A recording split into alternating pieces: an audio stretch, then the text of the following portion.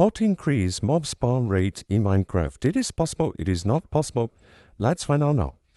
So first of all, I will pass the information on this Minecraft version, but there is this information to our Minecraft versions, okay?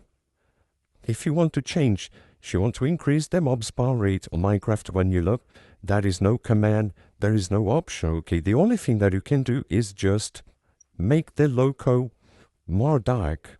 Okay, so for example, if you have torches on some loco, okay, I will put night just to show it to you. Okay, so times at night, the mobs will not spawn here, okay, because mobs do not spawn on enlightened locals. So if you want to increase the mob spawn rate, you need to destroy the torch or the block that is enlightening the local, okay?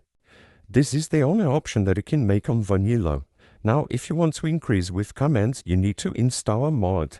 The mod is this one, increase mobs, okay? I will not show the entire process to install the mod because we'll make the video so long. So search on your Google increase mobs, okay? Click on CurseForge right here and download this mod, okay?